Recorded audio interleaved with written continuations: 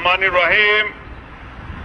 আজকে সেভ বাংলাদেশ কর্তৃক আয়োজিত এই বিক্ষোভ সমাবেশের প্রিয় শ্রদ্ধা সভাপতি, আজকের এই সমাবেশের প্রবাসে বিক্ষুব্ধ জনতা এবং আমার প্রাণপ্রিয় প্রবাসী ভাইরা, আসসালামু আলাইকুম। আজকে আমরা এখানে ঐক্যবদ্ধভাবে আমরা সবাই এসেছি। আমরা জানি বাংলাদেশে এই সরকার ব্যর্থ সরকার, কারণ এই সরকারের আমাদের প্রাণপ্রিয় নেতৃবৃন্দকে অন্যায়ভাবে আমাদের আলিম উলামাদেরকে অন্যায়ভাবে তারা কারাগারে বন্দী করে রেখেছে।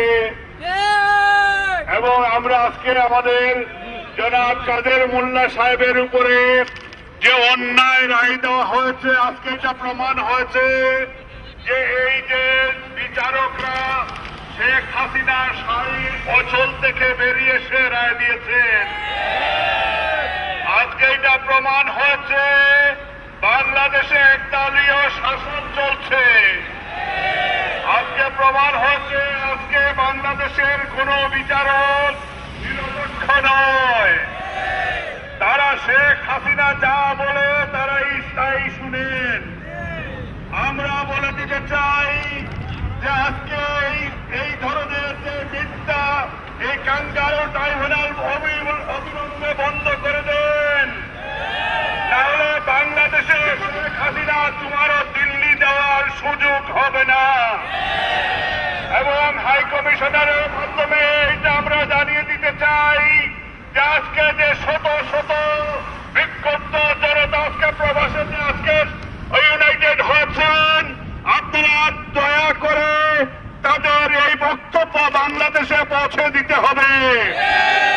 যদি আমরা কোনোভাবে যদি জানতে পারি যে আমাদের এই খবর শেখ হাসিনা পর্যন্ত পৌঁছায় নাই, তাহলে হাই কমিশনার আপনিও জেনে রাখেন, হাসিনার সাথে সাথে আপনারা বাংলার মাটিতে বিচার হবে। এবং আমরা যদি জানি এখানে বসে আপনারা আমাদের নেতৃবৃন্দের বিরুদ্ধে কনস্পিরেসি করেন, আমরা যদি জানি যে আপনারা ইউরোপিয়ান ইউনিয়ন এবং ব্রিটিশ পার্লামেন্টে ব্রিটিশ প্রধানমন্ত্রীর কাছে অন্যায়ভাবে লবিং করেন এবং হাই কমিশনে অন্যায়ভাবে যদি আপনার মিথ্যা তথ্য দিয়ে যদি তাদেরকে বায়াস করার চেষ্টা করেন, তাহলে আপনাদেরও বিচার এই প্রবাসের মাটিতেই হবে ইনশাআল্লাহ। আজকে আমরা প্রবাসীরা আমরা এই কথা জানিয়ে দিতে চাই, আমাদের আরেকজন প্রাণপ্রিয় নেতা যারা বাংলাদেশের বিশ্বের মুসলমান নেতা অহংকার দিলওয়ার হোসেন সাইদিকেও আমরা অন্তত পক্ষে তার বিরুদ্ধে এবং অন্যায়ভাবে যেন চাপিয়ে দেওয়া কোন ধরনের বিচার আমরা মানি না, মানতে পারবো না।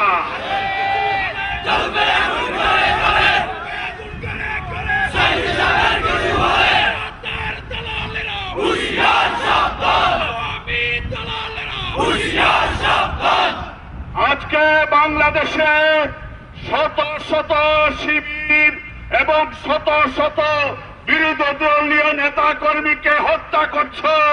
আজকে ইলিয়াস আলী সহ শত শত গুম বাংলাদেশে, এইটার পরিণতি ৭৫-এ তোমার বাবার যে পরিণতি হয়েছিল, আমরা বিশ্বাস করতে চাই যে আজকে তোমারও পরিণতি শেখ হাসিনা একইভাবে বাংলার জমিনে হবে। এবং তুমি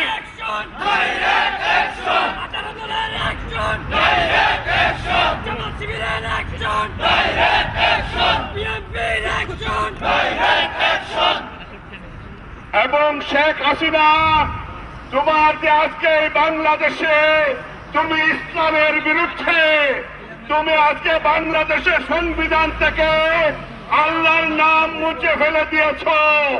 এই সংবিধান আবার পুনর্বহাল তোমাকে করতেই হবে। তুমি যেভাবে অন্যায়ভাবে 2021-এর ভীষণ দেখছো, আল্লাহর পক্ষ থেকে তোমার 2 চক্ষু খোলা হয়ে যাবে ইনশাআল্লাহ। এবং শেখ হাসিনার প্রতি আমাদের প্রবাসীদের আমাদের জোরালো ধিক্কার। এই মূর্তি প্রথা মূর্তি বানানো বন্ধ করতে হবে বাংলাদেশে। হযরত শাহজালালের পূর্ণভূমিতে যেখানে আমাদের হযরত শাহজালাল রহমতুল্লাহ আলাইহি এই মূর্তির বিরুদ্ধে যার রিভোল্ট ছিল, আল্লাহ তাআলার পক্ষ থেকে যিনি মূর্তির বিরুদ্ধে সংগ্রাম করে গর্গবিন্দকে সরিয়ে বাংলাদেশে ইসলাম স্টাবলিশ করেছিলেন।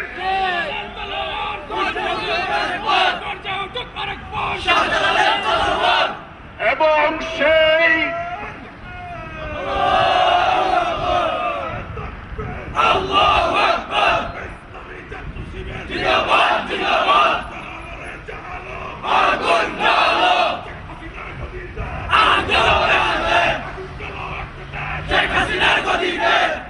এবং সেই হযরত শাহজালালের ইউনিভার্সিটিতে কাফির, সেই কাফির জাহানারা ইমামের মূর্তি স্থাপনের বিরুদ্ধে আমাদের প্রতিবাদও সেখানে অব্যাহত থাকবে।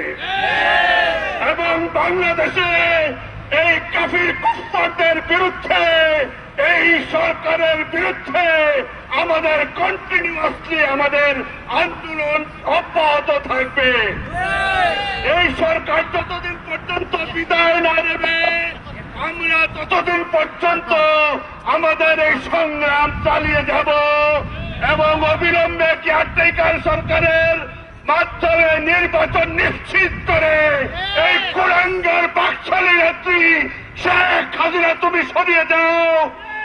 এবং এখনো সময় আছে, শেখ হাসিনার আন্ডারে যে অ্যাম্বাসেডর গুলি চাকরি করছেন, হাই কমিশনার গুলি, যদি অন্যায়ের বিরুদ্ধে আপনারা প্রতিবাদ করে আপনারা রিজাইন করে সরে যান, বাংলাদেশের মানুষ আপনাদের সাথে থাকবে। তাহলে আপনাদেরকেও বিচারের খাত করায় জবাবদিহিতা করতে হবে।